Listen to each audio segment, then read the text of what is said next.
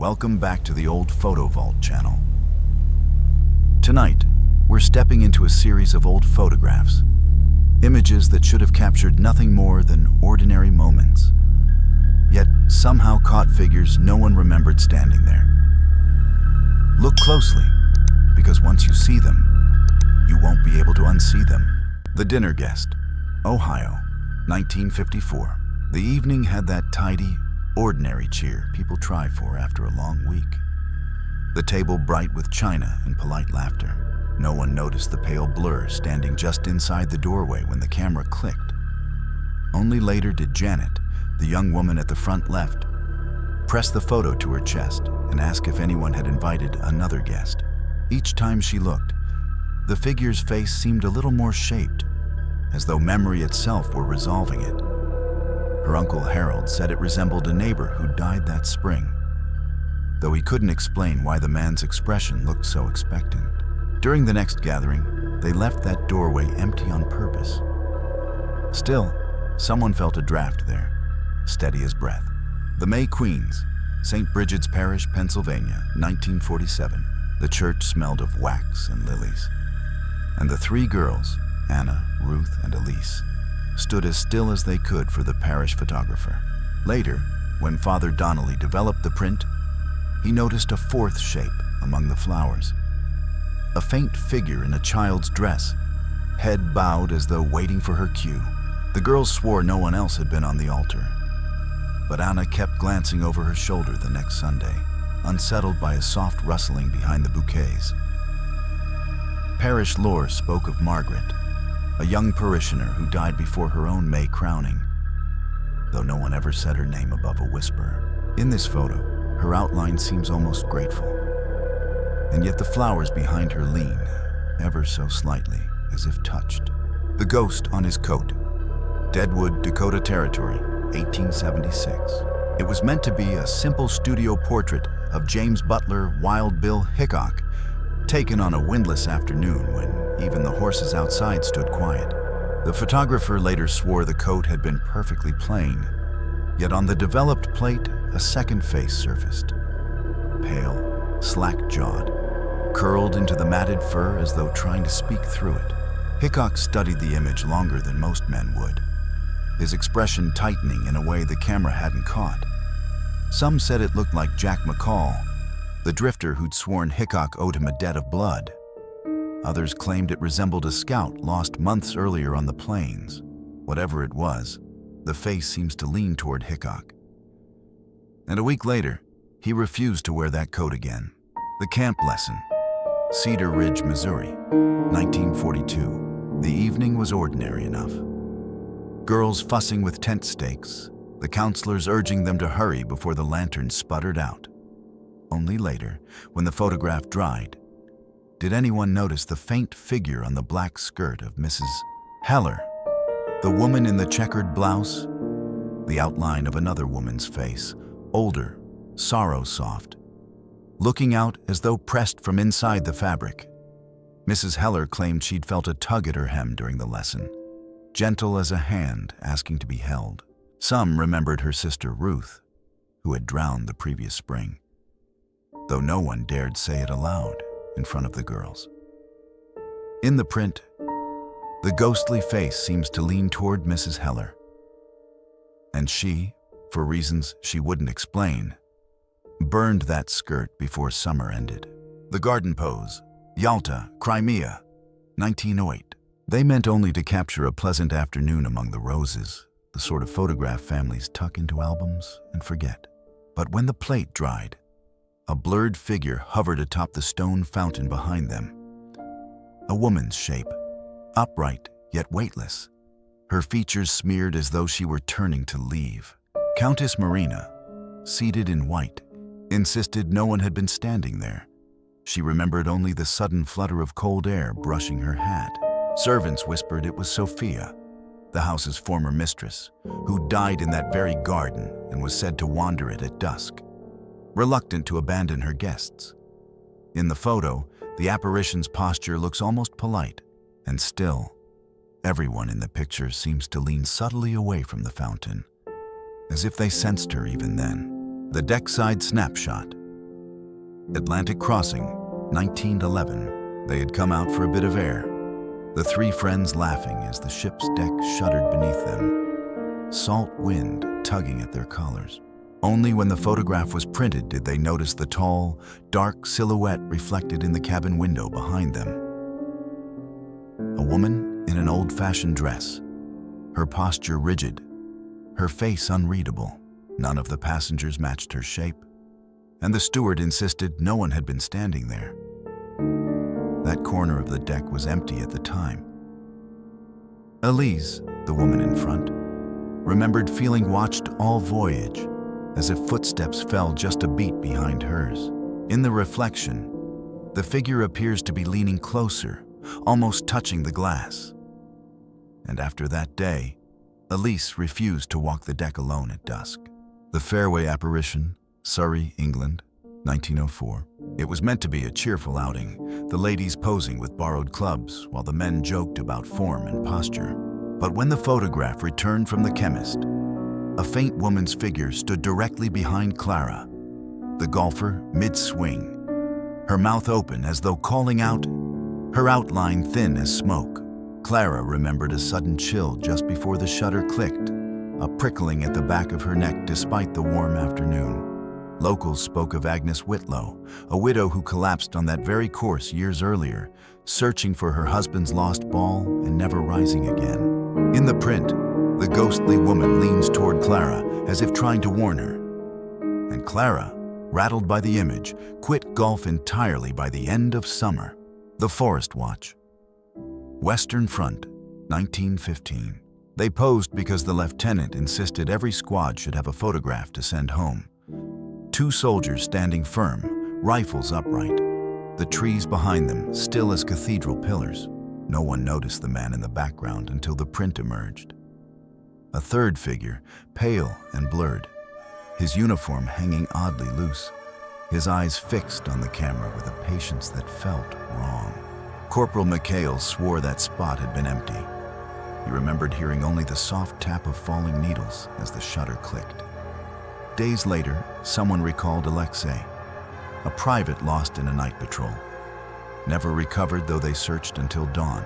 In the photo, the spectral figure seems to lean forward, attentive, and the two men who posed refused to stand in that grove again. The Veranda Staircase, Honolulu, 1902. They arranged themselves on the warm wooden steps for a pleasant holiday photograph. The sort wealthy visitors mailed home with notes about sea breezes and clear skies. No one noticed the figure behind the porch column, the faint outline of a woman's face peering out, her features blurred as though she were deciding whether to step forward. Mrs. Davenport, lounging at the foot of the stairs, later said she'd felt watched the whole afternoon, a cool thread of air winding around her neck despite the heat. The house had belonged to a widow before the Davenports rented it, a woman said to wander the verandas after losing her child to fever. In the print, the apparition's gaze falls directly on the seated women. And for the rest of their stay, they kept those curtains drawn tight at dusk. The Asylum Yard, Hertfordshire, England, 1883. They were told to sit still for the visiting photographer. A rare diversion in the gray sameness of the asylum yard. Most obeyed, hands folded, eyes drifting. But the man on the lower left, Thomas Brack, looked uneasy even before the shutter fell. When the plate developed, a second face hovered over his own. A gaunt, twisted outline clinging to his shoulder, its features blurred but unmistakably female. Attendants whispered about his wife, Lydia, who died the night he was admitted, her body found on the stairs he refused to speak about. Thomas flinched whenever anyone mentioned the photograph, insisting he felt someone breathing beside him that morning. In the print, the ghost's mouth hangs open, as if still trying to ask a question, and Thomas never sat in that yard again. The Studio Drifter, Arizona Territory. 1897. The photographer remembered the young Apache woman, Nalin, standing perfectly still, her braids heavy against her chest, her gaze level and calm. The backdrop was plain cloth and painted scrollwork. Yet when the plate was washed, a strange pale shape rose at her feet. The rough outline of a face stretched long and dim, as though someone were peering up through dust. Nolan said she'd felt nothing except a slow warmth on her boots, like breath seeping from the floorboards. Her grandmother had spoken of a spirit called the One Who Follows, a restless presence that clung to warriors who died far from home. In the print, the face seems to lean toward her, blurred but intent. And Nolan, after seeing it, refused ever to return to a photographer's studio. The Funeral Row, Minnesota, 1936. The church was so quiet that morning, you could hear the radiator ticking behind the pulpit, each sound absorbed by the rows of men sitting stiffly in their dark coats. No one mentioned the bright rectangle of winter light in the upper right corner when the photographer snapped the picture, just a glare, they assumed. Only later did the pastor notice a faint figure standing inside it. A man's outline blurred and colorless, as if leaning into the beam from some farther room. Harold Jensen, seated nearest the coffins, said he'd felt someone brush past him, though the aisle was empty. The families whispered it looked like Samuel, the miner who died last, searching for the others. In the print, he seems to be watching the mourners, and the light around him bends, almost welcoming. The Garden Luncheon, Provence, 1924. They'd gathered beneath the vine-draped pergola for a quiet noon meal. Sister Camille, her friend Odette, and a table bright with cut flowers and sun-struck glass. No one noticed the dim figure behind the blossoms. A woman's face half-formed in shadow, her veil or scarf falling in soft folds as though she were pausing mid-step. Odette later admitted she'd felt a brief coldness on her neck, a strange contrast to the heat pressing in from the garden. The estate's caretaker whispered about Eloise, the former owner's daughter, who died in the house and was said to linger near the spots she once decorated with flowers. In the photo, the apparition's gaze seems fixed on the nun, and the candles before her lean ever so slightly toward the shadowed figure. The Living Room Soldier, Ohio, 1978. He'd put on the dress uniform for his first official photograph. Standing stiffly in his parents' ornate living room, the wallpaper glowing under the flash. But when the Polaroid developed, a blurred figure appeared beside the fern. A pale, half-turned shape of a woman, her outline soft as smoke rising from the carpet. The young soldier, Mark Ellery, swore no one else had been in the room. He remembered only a faint rustle behind him, like someone smoothing a skirt. His mother whispered about Aunt June, who died in that very house and used to fuss over Mark's collar before school. In the print, the apparition leans toward him, almost reaching out. And Mark tucked the photo away in a drawer he never opened again. The Dressmaker's Room, New York, 1912. It was a slow afternoon, the kind when hems were rechecked and fabric smoothed more out of habit than need. Miss Lillian posed in her extravagant hat, while her seamstress fussed with a bodice. And across the room, another girl adjusted a vase of hydrangeas. Only after the photograph came back did they notice the blurred figure behind the mirror cabinet. A tall, wavering outline half vanished into the floor, as though someone were stepping forward from a place the camera shouldn't have reached. The apprentice swore she felt a hand brush her spine as the shutter clicked, gentle but insistent. Rumors lingered about a former employee, Clara, who died from a fall down the service stairs. In the print, the apparition leans toward Miss Lillian, and every dress in that corner hung oddly still for days. The ward at dawn, France, 1917. The nurses moved softly between the beds, their shoes whispering over the cold tile as the first thin light pushed through the high windows. No one paid much attention to that second window, bright, frosted, harmless, until the photograph revealed a blurred figure standing just behind the glass. A pale face, featureless except for the hint of eyes watching the room. Nurse Adeline later admitted she'd felt a sudden hush at her back, as though someone were leaning close to listen to her breathing. The soldiers spoke of a volunteer orderly named Henri, killed by shrapnel weeks before, who still tried to finish his rounds. In the picture, the ghostly shape tilts toward the wounded man beneath it. And that window, even on warm days, never lost its chill. The tank crew photograph. Eastern Front, 1944. They paused in the pines for a quick picture. The tank engine ticking as it cooled, breath rising in faint white threads. The men tried to look confident for the camera. Boots planted, medals straight. Yet none of them noticed the blurred figure forming in front of the tracks. A thin, human shape, rising like smoke from the frozen ground. Lieutenant Weber later said he felt a sudden heaviness in the air, as though someone were stepping between them, though he blamed it on the cold. The crew had lost a young radio operator, Franz, just days earlier, buried hastily beneath those very trees. In the photograph, the apparition's outline leans forward, head bowed. And afterward, the men refused to linger in that forest, even in daylight. The stagecoach halt. Arkansas, 1899 Austin. They stopped only long enough to pose. 3 men leaning against the weathered coach, boots sunk into the soft leaf litter, the woods holding its breath around them. None of them noticed the pale band of mist forming beside the right wheel. Thin at first, then stretching upward into the faint outline of a woman's figure. Frank Daly, the man in the center, later said he felt a cold brush at his elbow, like someone trying to steady herself. Locals still spoke of a passenger named Eliza Hart, killed in a roadside robbery years before. Her body never recovered from the ravine nearby. In the photograph, the apparition leans toward the coach door, as if waiting to climb aboard, and the men rode on in silence afterward, uneasy without knowing why. The tunnel shift. Pennsylvania coal mine, 1932. The men were accustomed to long nights underground. The clatter of the rail carts, the faint groan of timber under pressure, the dust that settled on everything like a second skin. When the photographer visited to document the new machinery, they lined the tunnel as instructed.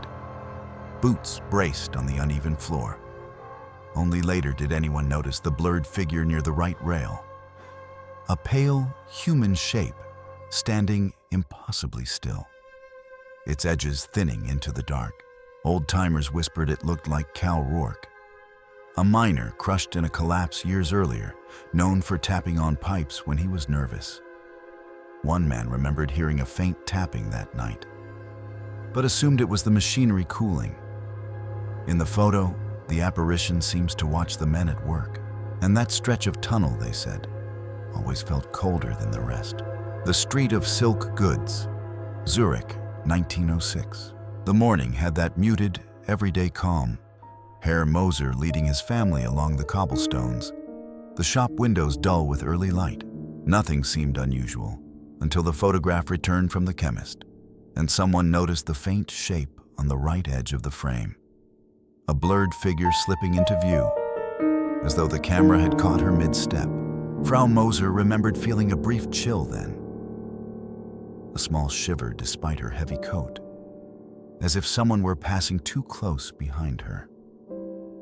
The shopkeeper later muttered about Elise Brunner, the seamstress who died in an upstairs room and was rumored to wander the street looking for unfinished work. In the print, the apparition seems to hover just outside the family's path, and the girl in the back glances that way as if she sensed it even then. The window visitor, Vermont, 1961.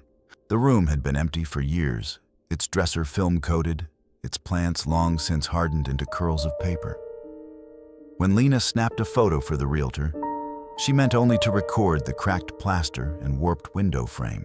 Later, studying the print, she noticed a hand pressed to the glass, small, pale, impossibly close, followed by the faint outline of a girl looking inward, not out. Lena remembered a soft tapping then, something she'd blamed on loose branches. Neighbors spoke of Ruthie, a child who vanished one December and was last seen near this house, palms red from knocking. In the photograph, the girl seems mid-breath, waiting, and Lena, without knowing why, never returned for a second inspection. The Night Pose, Georgia, 1994. She wanted a dramatic portrait for her portfolio, something moody in the backyard woods where the branches tangled like handwriting. The flash snapped, bright and brief, and she held her pose, thinking only about angles and shadow. It wasn't until the film was developed that she saw the faint, narrow figure behind her. A smudge of light shaped like a woman standing very still, as though she'd been waiting there long before the camera arrived. The photographer remembered hearing a soft crack of twigs, but dismissed it as an animal. Neighbors spoke of a girl named Marla, who vanished from those woods decades earlier, last seen wearing a pale nightgown. In the photo, the apparition leans forward slightly, as if about to whisper. And the model never used that image in her portfolio. And that's where we'll stop for tonight. If you're still here, staring at the screen, maybe one of those faces is still staring back at you too. Tell me in the comments, which photo unsettled you the most? And what do you think those figures really are? Ghosts, tricks of the light, or something we don't have a name for yet? Don't forget to like this video, subscribe, and turn on the bell so you don't miss the next collection of haunted images. Thanks for watching. And if you're taking pictures later, maybe check the background twice.